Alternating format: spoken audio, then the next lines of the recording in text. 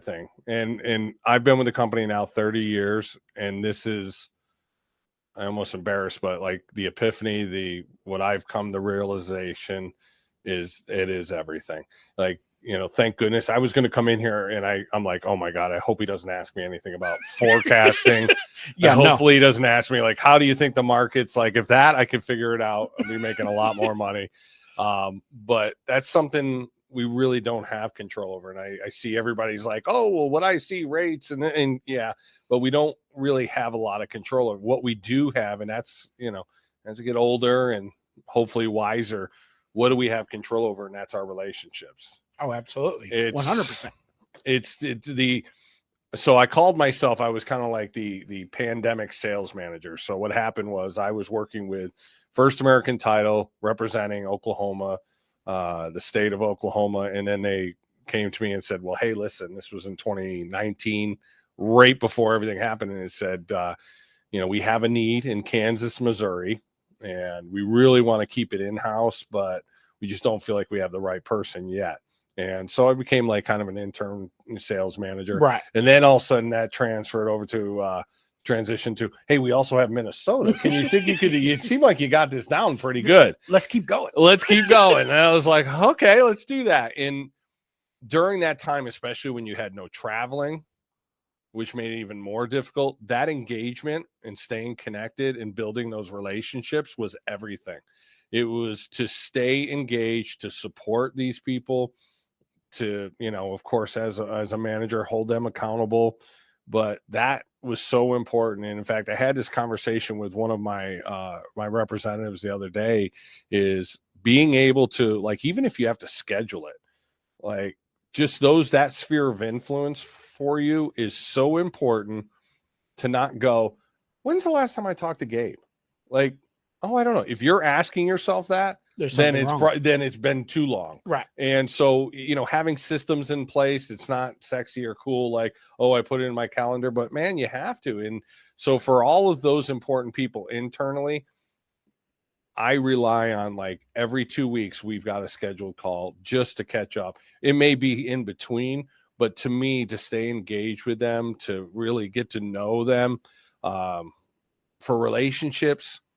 And I take back to, I've really been revisiting Stephen Covey and his 7 effective habits, highly effective habits. And he talks about the emotional bank account. I just talked to Tia about this in the sales team. And what I've done is I've done an evaluation just recently on those people in my sphere of influence.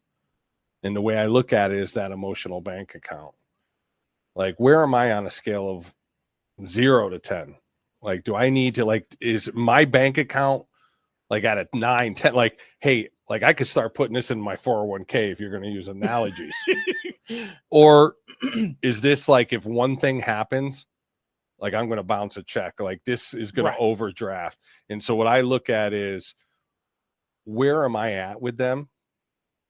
And do I need to make some deposits into that emotional bank account? Do I need to, and there's different ways of doing that.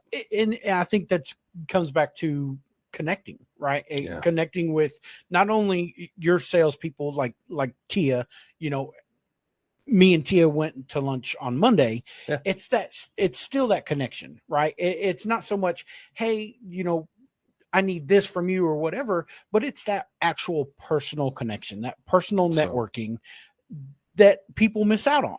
In my opinion, that's what people miss out on, because they try and do so much business, they miss the personable side, right? Well said. It's so much. There's so much that we touch every day. You have to know. You have to be personable. Me and Tia talked about, just for instance, my wife the other day.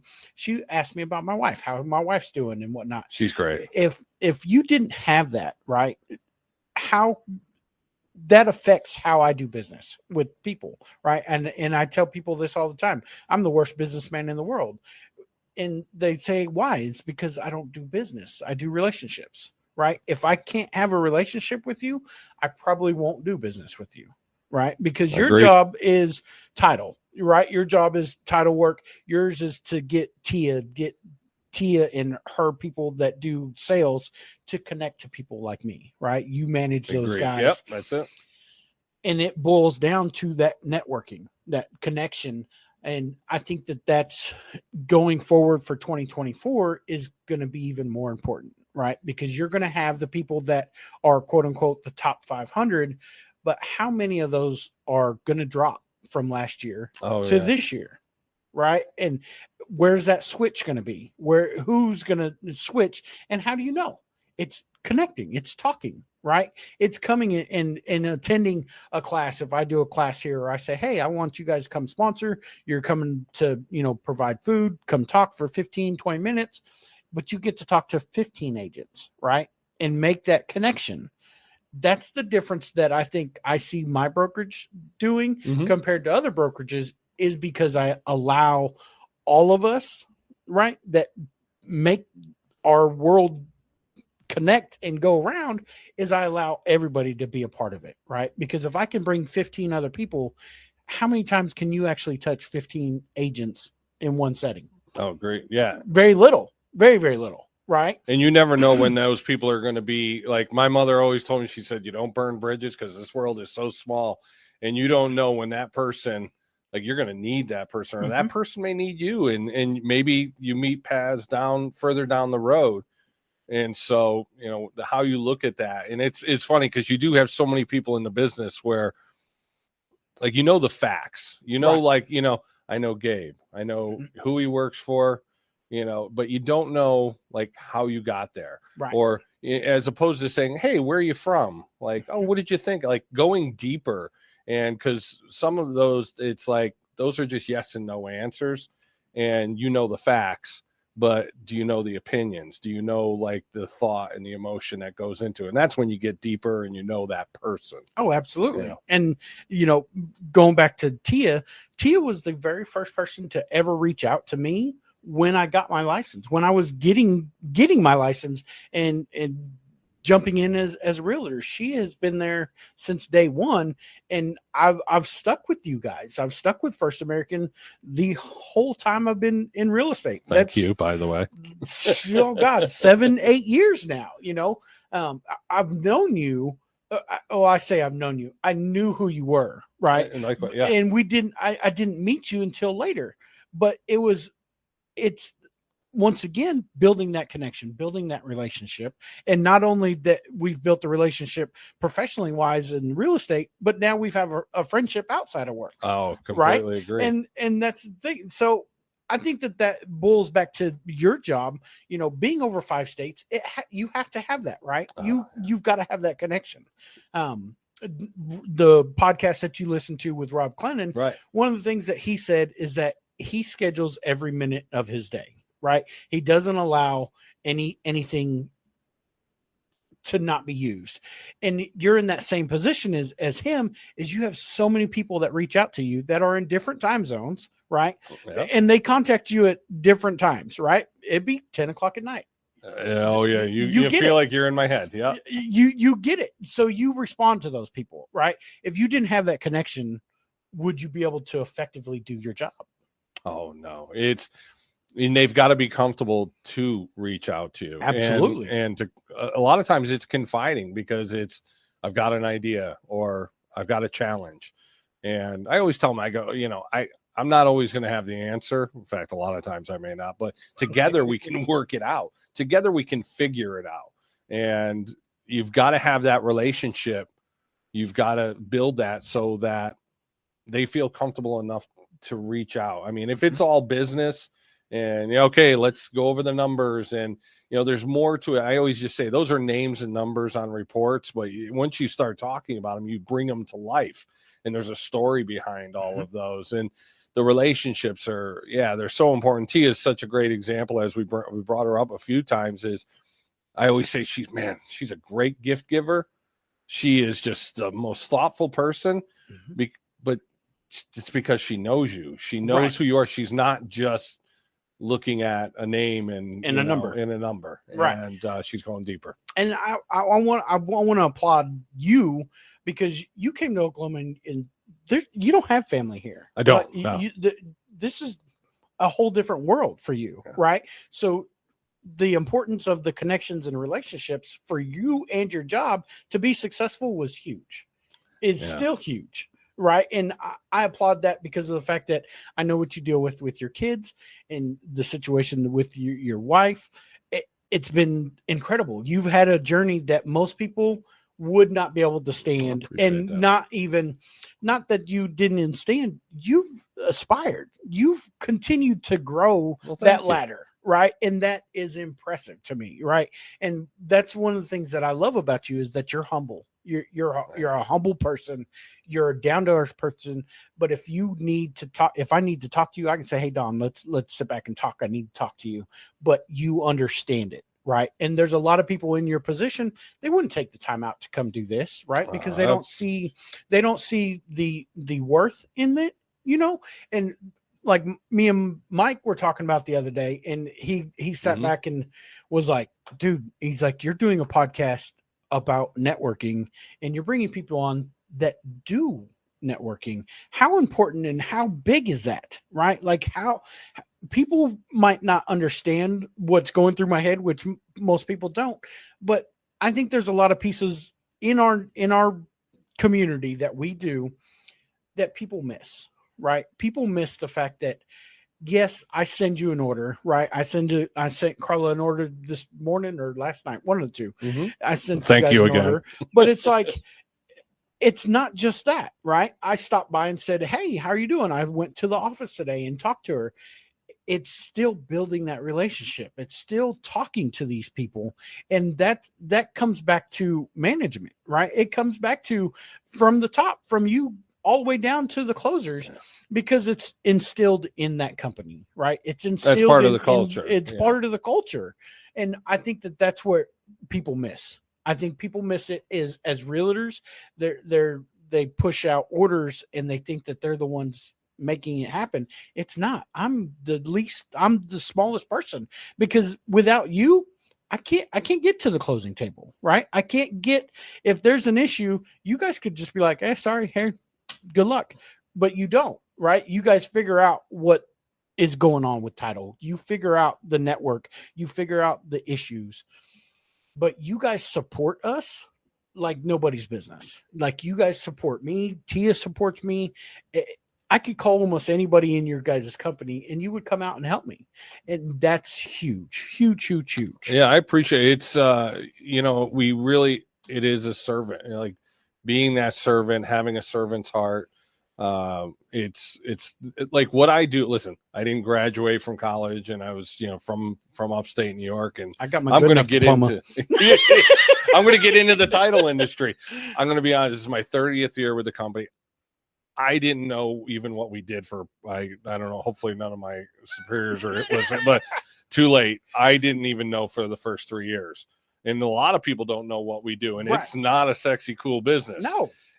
But one of the things I've thought over the years that it does for me and fills my heart is it's a vehicle for me to network, to have relationships, to have influence and be influenced. Like, it's given me that ability so much, as we're doing here with your people that you're working with. We really, look at it as if we really do. With customers are important, but it comes back from, I did some Disney training years ago, and their philosophy was happy employee, happy customer. All that financial stuff, the goals, the stockholders, that'll all come into play if you're focusing on in that order. And I just really believed in that. And it just, that whole relationship thing, like, I can't wait to, who am I going to meet today?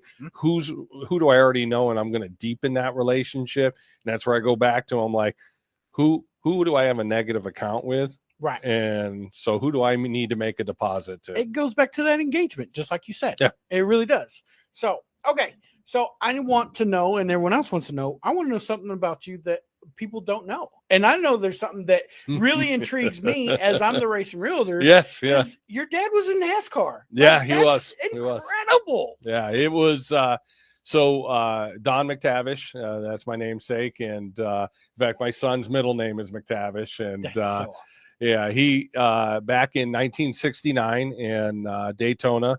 And he, for us in upstate New York, and of course, I was I was just like, he was February, as we know Daytona is, and then I was born in May, and so it was pretty devastating, obviously, for my mother. And people always kind of go like, "Oh man, I'm so sorry." I'm like, it's kind of like one of those things, you don't know what you missed out on, But it was amazing because he was so revered back there, and I had always heard the stories and so forth. I get to hear all the old guys, hey, the difference between a dirt track and and so forth. But I was able to get the opportunity in 1999, and they inducted him into the New York State Stock Car Racing Association, and I got to accept it. That is awesome. And that's when it started hitting me, and I was like, oh my goodness, and then to be able to see all this stuff started pouring in, Ken Squire, different people in racing and so forth. And so it's been awesome. I always feel like he's always looking over me. And I got to tell you, there's times when I almost stepped across the traffic and I'm like, this guy, and literally and figuratively, and he's always looked out for me. But so he was, it was his first big NASCAR race. And he died on the track, got spun out, and yeah, it's a pretty tough video, and if you ever see it, but I did watch it. I did watch it. Yeah, it's I just that's really, really neat. I mean, not many people get to say that. Hey, my dad was in NASCAR. Yeah, like that's pretty cool. It is. Also, you have a son that's autistic. Like that's a whole nother challenge. And like I say, you're here by yourself. Like you didn't have other family members here. And that's what me and Tia was talking about is. You are successful at everything that you do. You're successful at being a dad. Like that's not easy. Like I know people that I have. I'm not sure what my kids are categorized in, but like that's a huge accomplishment, and I'm proud to be a part of your life and to see it and to see you raising that kid is amazing. Absolutely amazing. Thank you. He's Sam is he's been a blessing, and it's one of those. I remember Rodney Pete, former quarterback, and he wrote a book. It was Not My Son, and I read it, and it changed just the way you look at it, because you just have these viewpoints of, oh my goodness, for those in my age range, like looking at Rain Man, and you're like, oh my goodness. Or as a father, I remember the news, and I was just like, wait a minute, he's on the spectrum. Like, what is that? And, and then everything goes to your mind. Oh my goodness, I won't be able to, he won't play sports. He won't do this. I'll just tell you that. And Rodney Peace said it, and I'm paraphrasing, but what he's done for me, like I would not be the father I am. He opened up. I got rid of that thought, like this is what the TV family movie looks like. And I would not be the kind-hearted, the open to just so many things if it wasn't for him. So he's definitely enhanced my life, our family's life. He does. I just said to you earlier, I'm living in his world. It's definitely a passion of mine is, he's on the spectrum, and it's just pouring myself into that world. And absolutely. To our youth in general. Yeah. And that's why I say it's incredible to see your life, outside of work, but even inside of work, you still strive to be the best. Like, and that's incredible. And that's why I say that humbleness that you have inside you, it shows, and it shows with people that you have. By the way, I'm humble, but I love hearing all this. It's and it's so much easier when heard it from somebody, but it's so much easier when you're not two different people. I mean, I think that's easy to say, like, hey, I'm like this at work. Like, now maybe I have a different professional voice. I've been told when I answer the phone. And it's not like, hey, dude, what's going on? It's so if you get me on the weekend, it may be a bit different tone. But if you have those same beliefs and your heart's in the same place, and, you don't want to have that for personal and work. You don't change. It's an easier life to lead. Oh, absolutely. And that's a huge part of who I am, and people know me. Like, this is what you get. Like, it doesn't matter where you go, where I go. Like, hey, I'm going to show up in some cool shoes, and I still got my. Yeah, we hit it off. Like, It was great because of those relationships, and you and I connected mainly through Tia, and that's how, that networking. And I remember the first time, you and I, and man, we were on to the next topic next, and we were just running tangents and segues, and I loved it. So, okay. So I just want to wrap up the show, and basically, how do people reach out to you guys? Where do they need to go? This is your time to spotlight First American Title. Be careful, everyone. This is the commercial alert. Beep, beep, beep. The easiest way is we're a national company. It's an amazing company in regards to Fortune 500. I'm probably more proud of, the 100 best places to work for women, for a number of years in a row, best places to work. It's in regards to our diversity, it's just a real proud company to be with locally here for especially Oklahoma. I always say, go to www. Do we still say that? Yep. www.okfirstam.com. okfirstam.com. You can get everything there in regards to if you're looking to do business with us. We get a lot of website inquiries all the time and building relationships off of that. But also if it's something that you're looking, I just mentioned about what a great company it is. I've obviously 30 years with the company. I have those days where I kick under the desk, but I'm going to just tell you, they've just things we talked about, and about my life and my challenges. And, when I went through some of the things I have, the outpouring from people all over the country, from Oklahoma. I have no family here, and I still, through what we've been through, like, it's an extended family. In Oklahoma, it's people are, if you got a marriage, you got a death, you got a birth, they're at your door with, food and so forth. And so if you're looking for career opportunities, there's spots on there also. So okfirstam.com. Yeah. I appreciate that. So I just want to say thank you once again. And it was a pleasure. I think that's really all I've got for this cool time. So I appreciate you, Don. Thank you very much. Thank you, Gabe.